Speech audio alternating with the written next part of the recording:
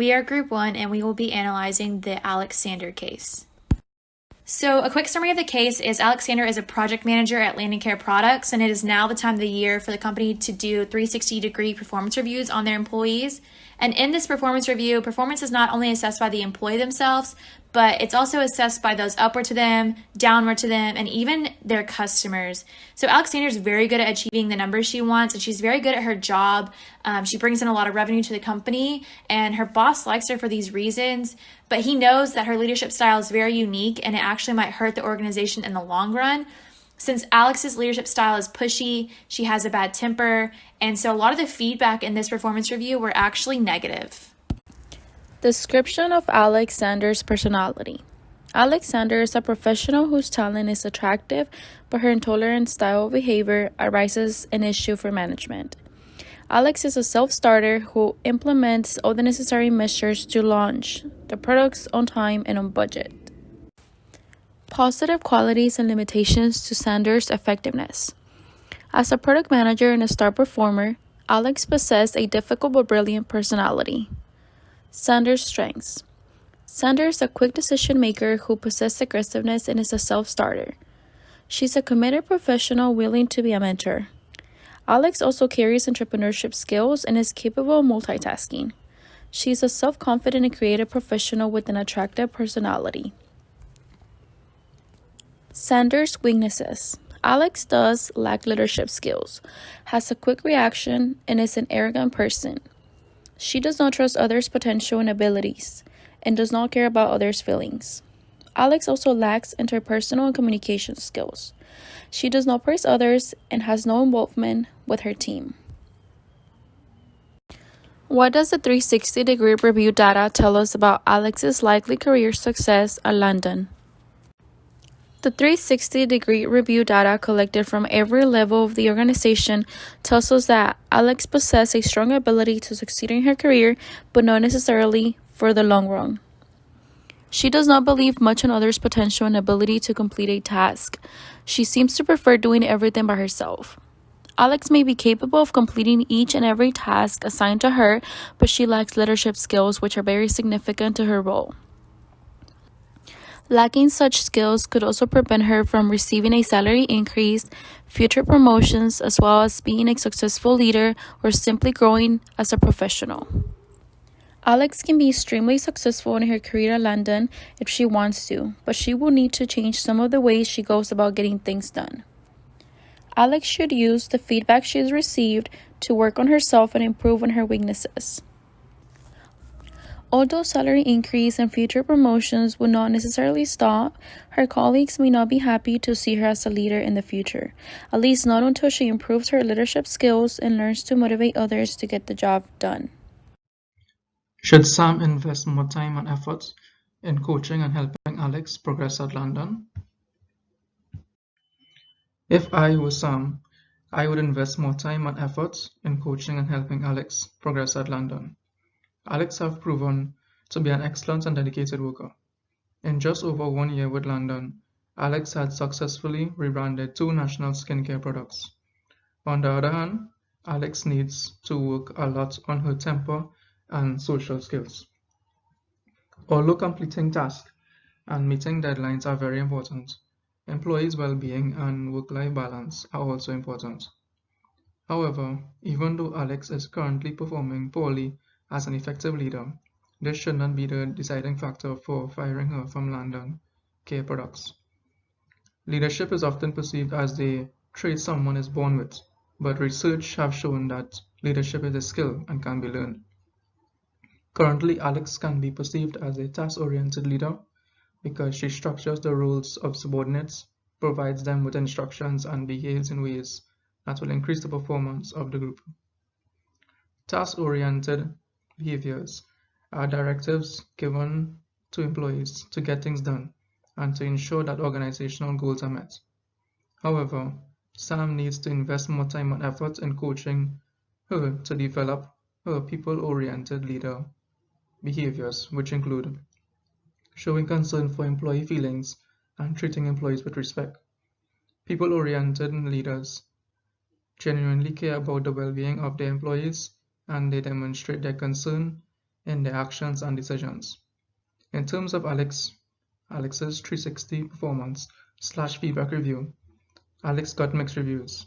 Some must highlight, even though her subordinates dislike her leadership style, credit must be given for her high need for excellence and her will to achieving it. Due to Alex's performance over the year and her 360 performance/feedback review, I believe Sam should invest more time and effort in coaching and helping Alex progress at Landon. The pros of hiring somebody like Alex is having high achiever and proactive employees within the company, which is very important in a very competitive economy. They are very talented and creative when it comes to create new products or find efficient way to perform their job. Because of their high self-esteem, they tend to be very confident and have high self-efficacy about their decision and think highly about themselves, which boosts their satisfaction about their job and performance. However, due to their high confidence on their cognitive abilities, they can suffer sometimes from a low person-organization fit. Their value and beliefs do not sometimes align with the organization culture. Moreover, their overconfidence sometimes causes them to have low self-monitoring, making them less sensitive to social cues. Also, being a subordinate to a star employee like Alex causes a lot of stress and exhaustion. Star employees like Alex expect their subordinate to work as hard as them and also to deliver the same quality outcomes as them. In other words, they lack empathy. Managing talented but difficult personalities demand different techniques as a manager because you don't want to lose them. You can micromanage them, for example, since their self-efficiency and proactive personalities is what make them valuable to their companies. Also, as their manager, you need to stay calm to avoid escalation of the problem and be the example on how to manage conflicts with subordinates.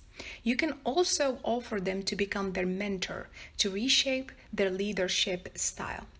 Finally, offer counseling/coaching sessions with a professional to manage their temper by increasing their emotional intelligence, and also plan periodic constructive feedbacks with them to assess their progress. But as a manager, you can achieve all of this if they are not committed and convinced that they need to change their behavior in order to succeed as a leader within the company.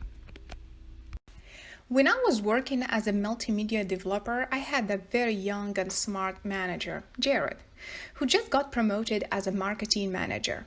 Jared expects us to know everything in the projects, from marketing, technical coding, to finding potential customers. For example, I remember one day he asked me as a multimedia developer to help salespeople if they needed help, which was not part of my job. Therefore, I said no. My teammates and myself were confused to define our responsibilities within the team.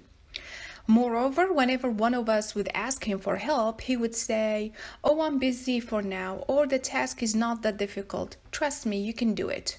So we didn't learn any skills from working with him. Since working with Jared was my first job after I graduated, I don't believe that I was able to cope with his personality, or I wouldn't have resigned. It is very challenging to work with someone like Jared, who you knew inside you that he could help you to perform your job easily, but instead, he was so busy to learn about his new job. What I could have done differently, if I knew back then about personalities, conflict handling styles, emotional intelligence, and so on, I would ask, for example, Jared to have a team contract to clarify about my job and responsibilities in the team. I would insist on having those periodic meetings and reminding him that the team lacks experience. Therefore, he needs to adopt a task-oriented leadership behavior instead of laissez-faire leadership. Finally, I would contact HR department if Jared had refused to change his leadership instead of quitting my job. Alex was only considered about interest and desire. We know the fact that teamwork needs support and involvement. Alex is not supportive and not giving any help to others. Also, Alex can complete the work. There are traditional male stereotypes hold that males are aggressive, not easily influenced, and dominant. But we cannot consider Alex as a man because of the traditional males. While analyzing the behavior of Alex, we can understand that Alex belongs to type A personality, which the hypothesis describe type A individuals as outgoing, ambitious, protective, and considerable time management. So, people with type A personalities are often high achieving or workaholics. For getting into higher position, it's necessary to break thought glass ceilings. While working in a company, we have to give more consider other needs and interests. While analyzing the personality traits of Alex, we can also understand the related to the concept of Machiavellism. He uses others to achieving his objects and goals. For creating an effective team, we have to make changes to the behavior of Alex. Women began to develop more opportunity when they moved into the paid workplace, primarily thought of as a male domain. In the 20th century, women aimed to be treated as the equals of their male counterpart. While analyzing male and female dynamics in the workplace, we can able to understand that the companies are not categorizing the people beside on the gender or religion. The companies and leaders are giving more importance to productivity, whether it's male or female. They have to adjust with the company's policies.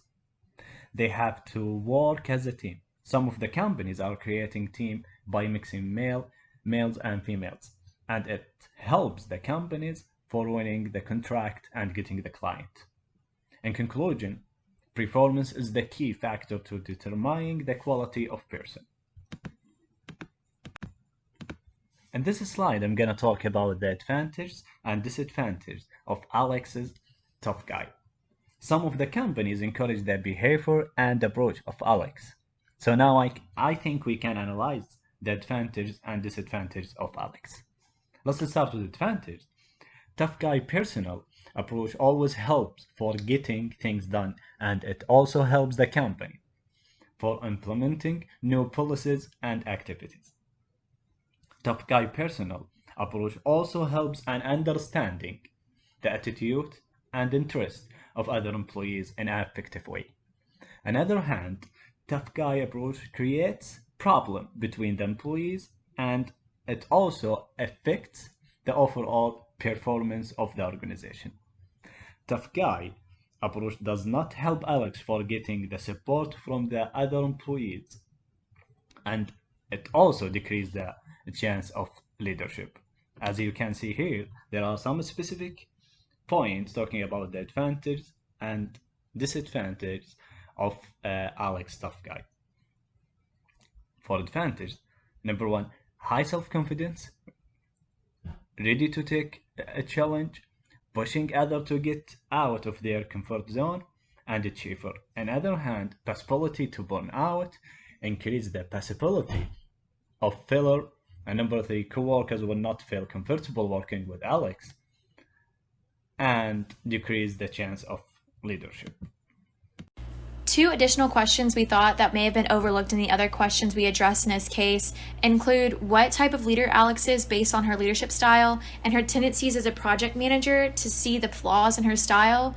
And so then it can be assessed what may help her improve her leadership skills and adjust her style to something maybe less abrasive. As we mentioned earlier, her boss does want to keep her in the organization because she is a very hard worker. So it's important to know exactly what those weaknesses are so they can be improved. So the first question we asked had to do with the dark triad and which tendencies Sander leans towards.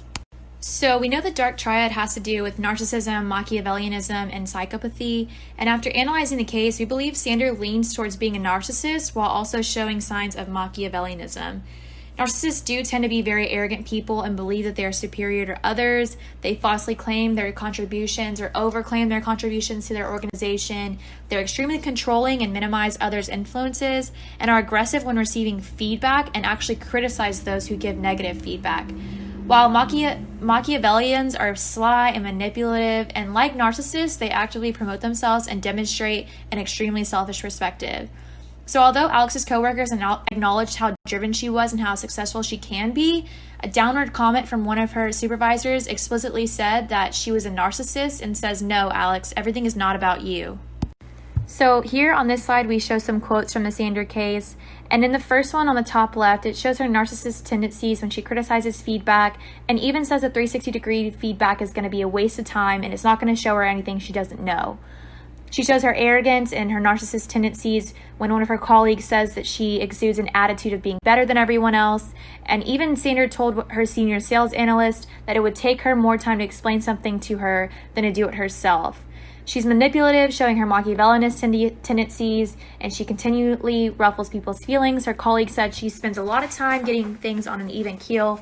And lastly, she's very controlling, shows her narcissism and her Machiavellianist tendencies together. And an upward comment says that she needs to trust people to know they can perform tasks and they don't need to be told every single step.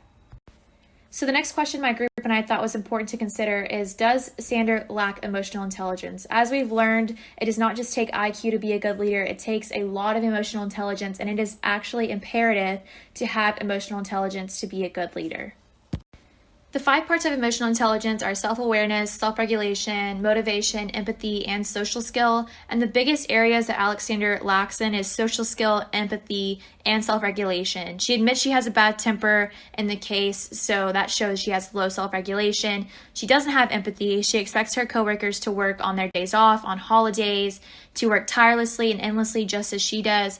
And she obviously lacks social skill, as some people call her a narcissist, says that she's controlling, she belittles others, and she breeds hostility. So this shows that she's lacking a lot in the social skill category. And to be emotionally intelligent, you have to have all of these components, and a lack in any of these areas is detrimental for leaders in the workplace. And as was mentioned, the highest IQ and the best training is not enough to be a good leader. Emotional intelligence is absolutely necessary, and Sander lacks this.